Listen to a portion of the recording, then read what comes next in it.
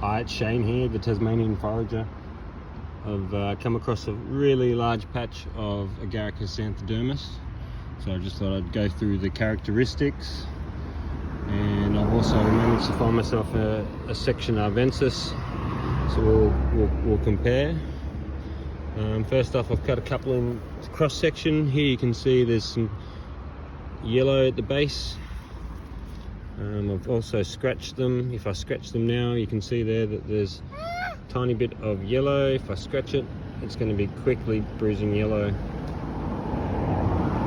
They often have this swollen base. If I pick one, you can see it has this swollen base, and everywhere I've touched, because these are quite young and in good shape, everywhere I'm touching, it's quite quickly bruising that neon bright yellow. Another characteristic, of course, is this annulus. If we look at one that's still intact mostly, we'll see that it's two layers. It's got a thick layer and a thin layer. When the mushroom is really small, that first little layer is really tucked in close to the stipe. Oh. And it's a continuous ring around, and then as they get a bit bigger,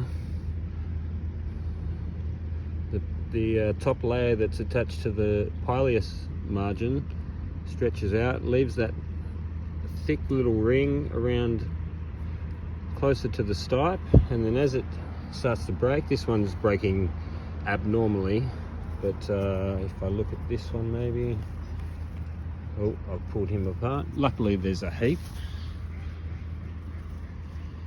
If we look at how this one's broken, he's left that quite distinct ring, and it's quite a thick annulus. If I look at this one, he's broken up a bit in transport, but this is the arvensis, and it's quite thin and wispy. You can't quite see, but there were the cogwheel. The cogwheel pattern there on the annulus. This one will stain. It will stain yellow, but it'll be more persistent. It's going to stay yellow, whereas these ones, after they stain, they're actually going to turn brown. And with so many.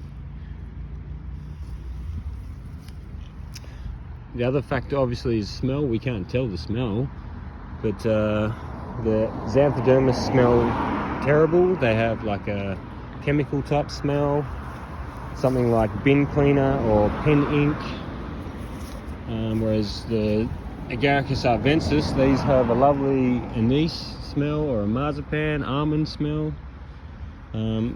One thing that really tells them apart is the stipe base. They're not going to stain in the stipe base.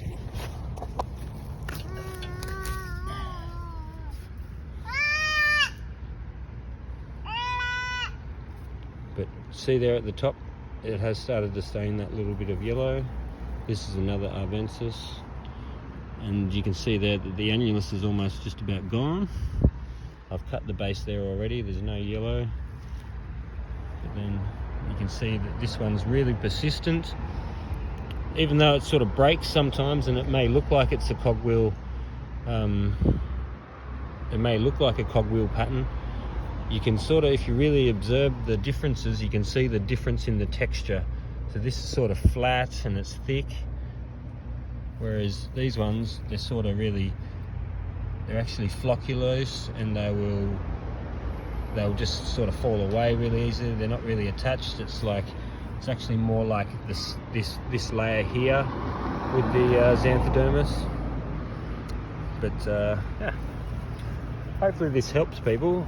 You can see really there when I scratch it, it stains really fast. If I cut it down the middle, it stains really fast. If I poured hot water over this, it would stain even faster and more vibrant. You can also heat it to bring out the smell a bit more. Some people can't actually smell the fennel. So yeah, Agaricus xanthodermus. There's hundreds and hundreds along here. There always is. They always grow under these ash trees. Probably just a good environment. Lots of litter, lots of grass. I'm treading on them everywhere. Look at all these. I mean, some people can eat them supposedly and they don't get sick, but basically you eat these 2 to 4 hours maybe afterwards, you're going to start to feel indigestion problems, and you're going to be wanting to go to the toilet. So it's one to avoid if you're picking Agaricus mushrooms, ones to know well. And yeah, thank you, have a nice day.